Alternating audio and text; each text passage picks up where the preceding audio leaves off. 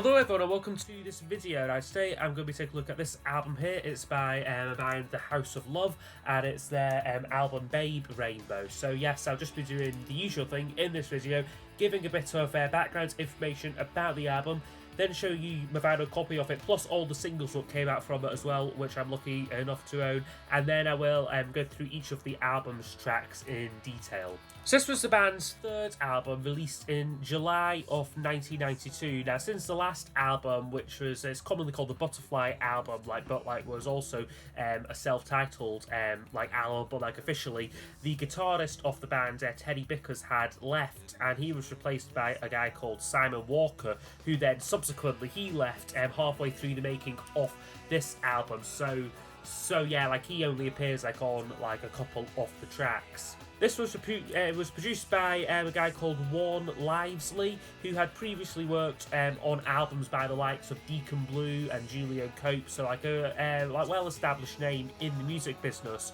He also co-wrote two of the songs with Guy Chadwick, I believe they were The Girl with the Loneliest Eyes and Feel.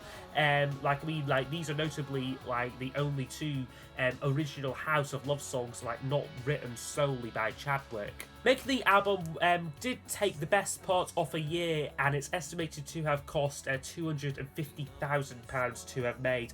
I do very much doubt that they managed to recoup much of that, in terms of sales. Now, upon its release, it did get quite a few positive reviews. Select magazine called it a heaven-sent album and brilliant.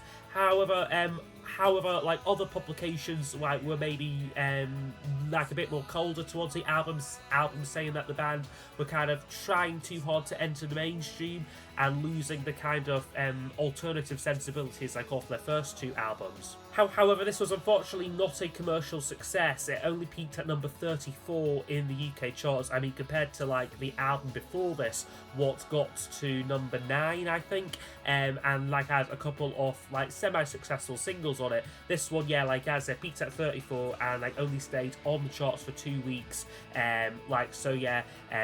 Was very much a kind of ignored sort of album, really.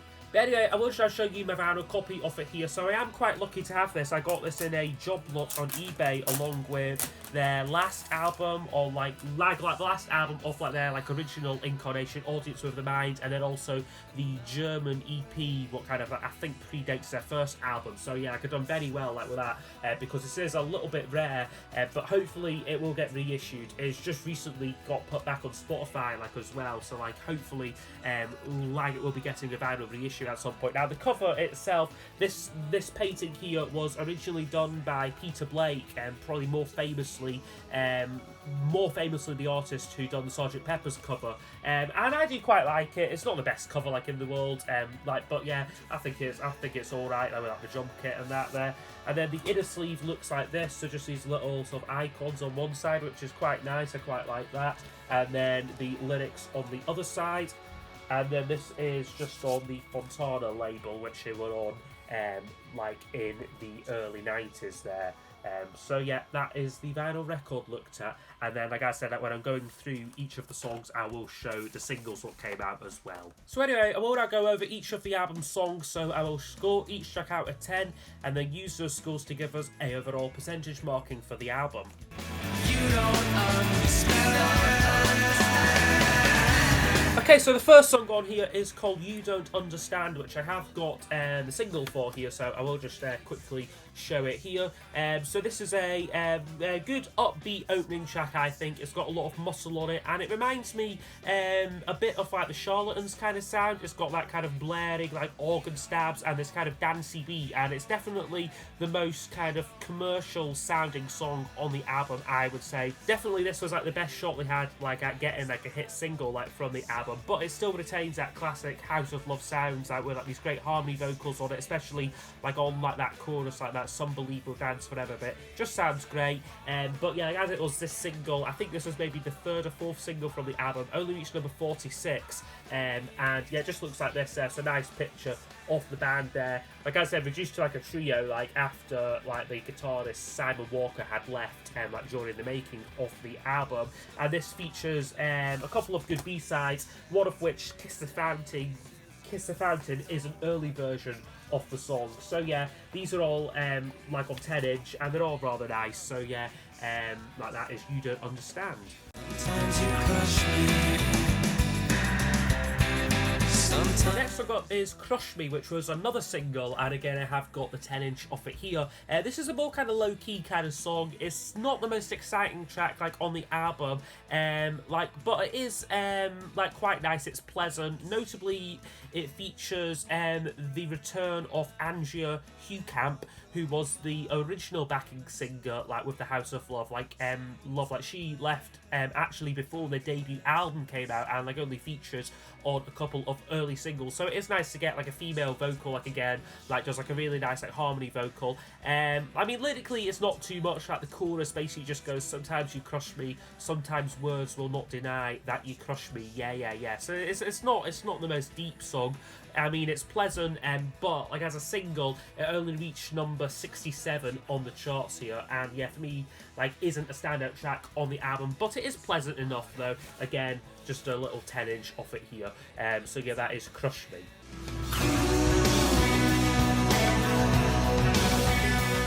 Next I've got is called Cruel, which is another song I really, really, really love. It's got a kind of Eastern kind of feel to it, kind of like almost like a droney sort of feel, with these sort of flanging effects like on like the voice. It gives it a kind of darker, sort of more heavier feel than to what like we're used to like with the House of Love.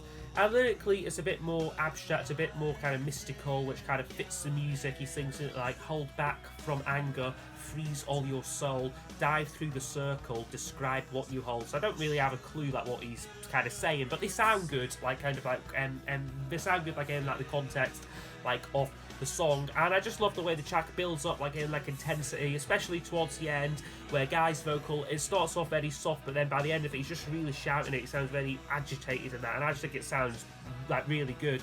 And overall, it's just a great production. I think it's a song which definitely works better on this album than it would maybe in terms of like live versions. I don't think it would maybe have quite the same effect. And it also, notably as well, is one of the longer tracks on the album, but it does manage to hold my attention for pretty much like its full length. So yeah, Cruel for me would get a 9 out of 10. Another really, really, really good song.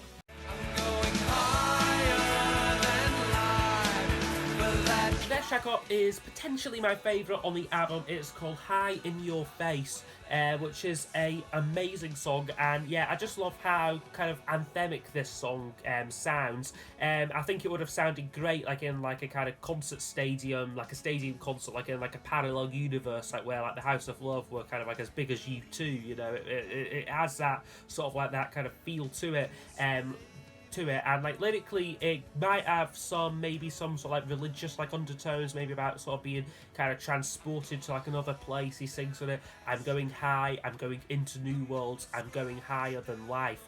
But for me, it's just like the amazing music, like what does it for me. The guitars sound incredible on it, like the production just really works. And for me, I think it is a pretty much a perfect song, which which I think should have been a single. I don't think it would have done much, but it is a great song though. So yeah, High in Your Face, an easy 10 out of 10 from me.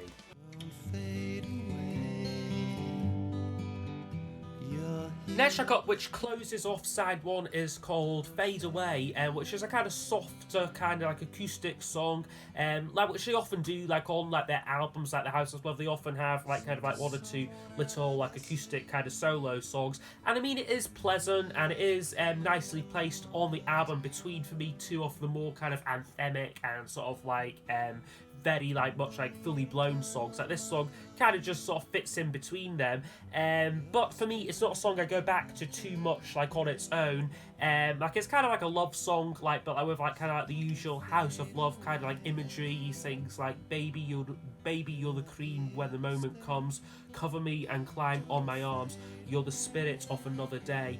But personally for me, I do prefer earlier songs, things like Man to Child and Blind from previous albums, which are very much kind of similar sort of style songs to this, but it's still not bad. Well, for me it's better than not bad. I think it's a like very nice song, but yeah, maybe just not quite a standout as some of the other tracks on the album.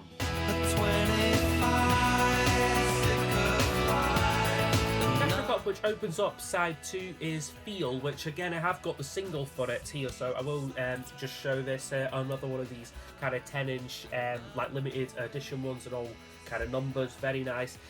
But yeah, this is one of the first House of Love songs which I really got into and kind of like really loved. It's got a great guitar riff on it, and I just love the way the kind of like the guitar layers sort of builds up like throughout the song. It's just a real treat like to the ears.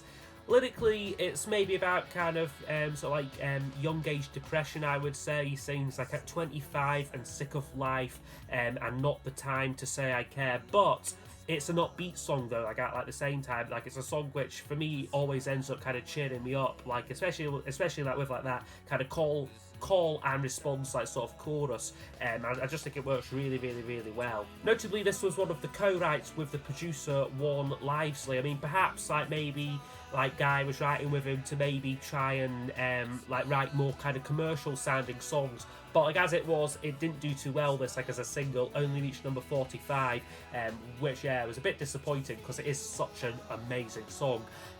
Notably, the B-sides on this, you've got a couple of ones. You've got an original Let's Talk About You, and then a cover of the Beatles song It's All Too Much from the Yellow Submarine soundtrack, and I probably prefer the House of Love's version. It's just not, it's maybe the Beatles one does go on a bit. It's about 7 minutes long and it does get a bit tiresome towards the end, but it's a song which really fits the House of Love style, and yeah, like if like you're not familiar like with their cover of it, like I would definitely check it out.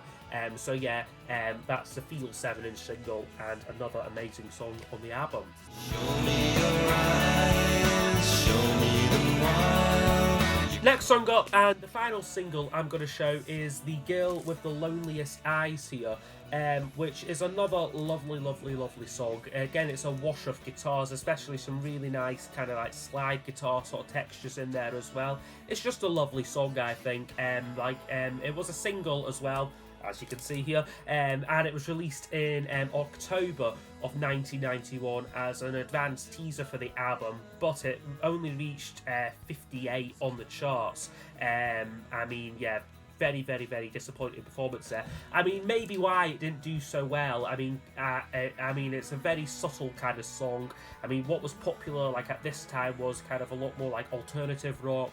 Grunge was kind of just coming in, so a very kind of pretty, very kind of like melodic and sort of delicate song like this maybe was destined like not to do like very well, and like yeah, like it's a real shame. I mean, because it was only a year before like they were having kind of like a top 20 hit like with Shine On, and like Beatles on the Stones done quite well and like that, but yeah, like a little bit like off a shade there. I'm actually holding this the wrong way around, I've just noticed, because I was going to mention the B-sides, and one of them, a song called Pink Frost, is a cover by a band called the Chills, and I think I do need to listen to a bit more of them because I absolutely love that song, Pink Frost. So yeah, that is The Girl with the Loneliest Eyes, another amazing song. You've gotta burn down the whole. Okay, back to the album now, and the next track is called Burn Down the World, which is another song a bit like this track Cruel. It's a bit more progressive, this one, and a bit more off a kind of studio production kind of thing.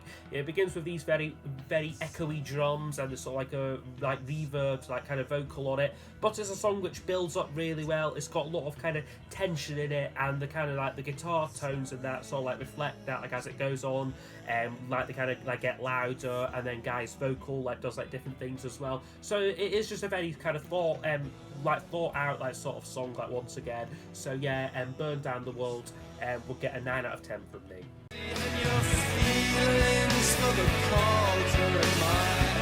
And the penultimate track now is called Philly, I think that's how you say it. But yeah, another nice song this, and like also I really like how it kind of flows in like from the last track. Like a lot of the songs like on this album kind of have these kind of seamless crossfades. It just really makes the album seem like it is like one whole, and like the kind of like sort of like envisioned it like as like one kind of listening piece rather than just like sort of like a few different songs, like which maybe like the last album like sort of was like kind of like a mishmash like from different sessions. This one maybe seems a bit more cohesive. But anyway, at first, like probably when I kind of first got this album, this was a song I maybe wouldn't have rated too high. It's not the most memorable song, but it takes because it takes a while to kind of grow on you and that. But it is a song I do really enjoy. It's got a lot of different multi-parts to it, a lot of kind of changes like in mood, and I especially love the guitar solo on this one here. It's got this kind of flangey like effect in it. It could possibly be my favourite guitar solo on the album.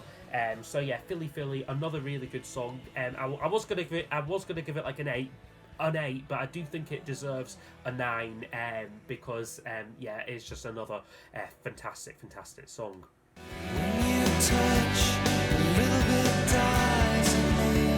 Okay, and then we're at the last track already, which is called Your Eyes, which for me is the perfect closer to the album. I just think it really works. I love the kind of like, again, the two sections like of the song really play off each other. The kind of soft, intense verse, and then the kind of very uplifting, a very anthemic chorus. I mean, the verse has this kind of pulsating kind of like sort of like guitar sort of thing going on, and like then the chorus is like this big release, like with like the line like when you touch, a little bit dies in me, and in your eyes, alive for all the world to see. Just a great song. I said it's a great way to end what is a absolutely fantastic album, and yes, another favourite of mine.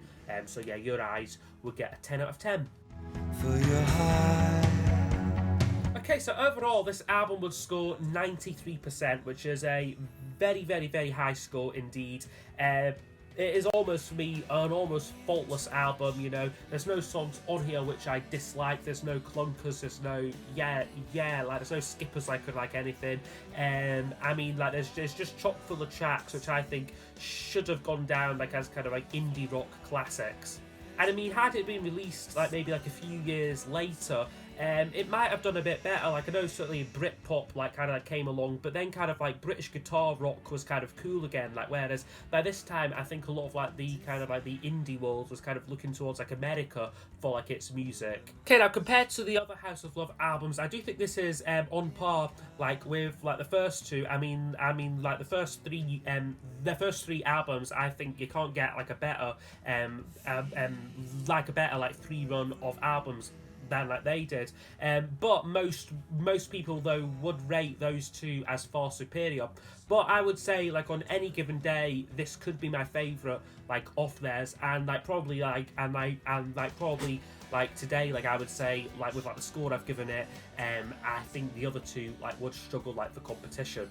For me, it sounds like they were kind of trying to grow and trying to evolve their sound, and they do largely manage that. Like, I would say, like, there's not a lot of tracks like on here what would have fitted on the previous album, but it's just really unfortunate that like next to no one like was listening to them. Like, they had their fan base had maybe just disappeared. I don't really know like what happened to it, but yeah, this was just a huge flop. And like, as it is like a kind of like a cult favorite album, and very much like kind of like fell through the cracks in terms of like 90s indie albums. But yeah, I think it is a fantastic record, and definitely one like worth checking out, like a band who are very underappreciated. And yeah, this is certainly for me one of their finest moments. So yes, I hope you have enjoyed my review. Like, if you've got like any requests for future ones, please do leave them down below, and I will see you all next time for the next video. Goodbye.